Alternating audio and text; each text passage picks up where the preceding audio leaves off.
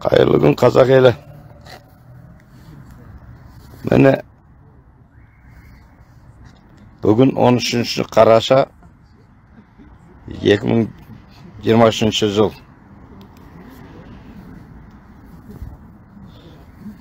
Қазір ғана соттан çıktım. Prokuraturaga arız kaldırdım. Қазір сол прокуратураның алдында отырмын. Құдай қаласа жолдасымның артынан Астанаға барып,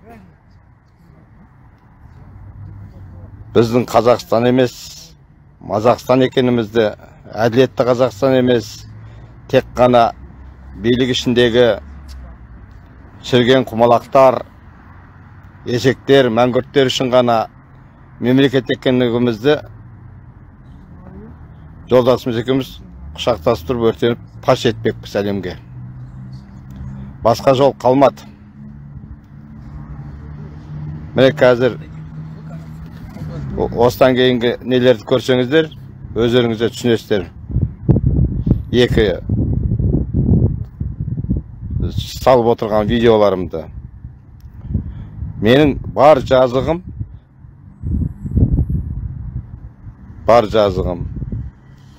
мемлекетіміздің сөз жүзінде емес, іс жүзінде құқықты, сөз бостандығы бар, әрбір адамның құқығын қорғайтын мемлекет болуын қалаймын.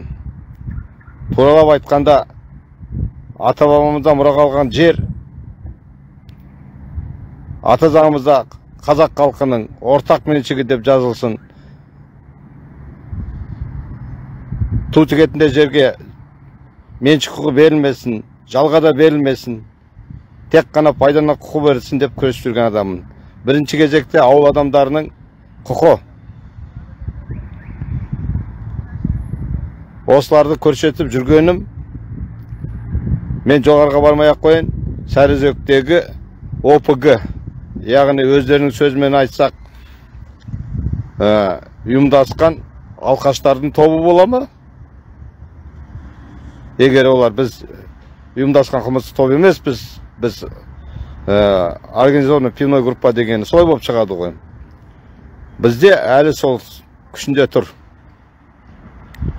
Президенттің сөзін айтқаным үшін кінәлі болып отырмын. Сен неге президентті қолдайсың? Неге оның ар-ожданын қорғайсың? Ол ондай адам емес, оның ар-ожданы жоқ. Оны тыңдамауымыз керек, оны қорғамауымыз керек, масқара ете беруіміз керек деп есептейтін сияқты мына Кербұлақ ауданының қазіргі басшысынан бастап. Ол жұмысты бастамай жатып, бір округтың бүкіл желіде жүр, көрген шығарсыздар, әкімі, Көксу округінің әкімі. Жұмысты бастамай жатып қанатес болады. 14 жасар баланы о дүниелікке жіберді, машинамен қағып. Бұдан кейін ол әкімнің де, оның басшысы қанатес болатында бұл жұмыста қалуы қылмыс деп есептеймін. Моральдық құқы жоқ.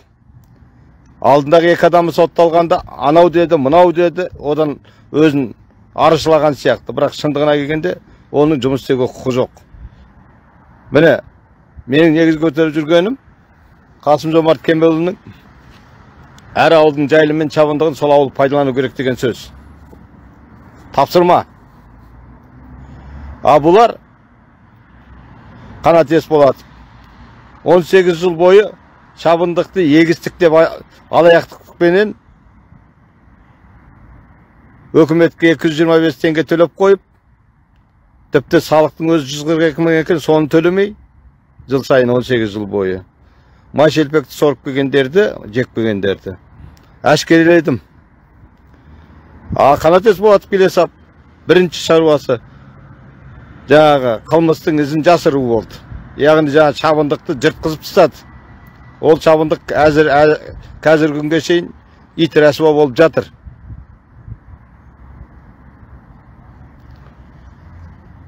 Сонда Қазақстан халқыны екі құқылы ма? Биліктегілер бөлек, істегілер бөлек.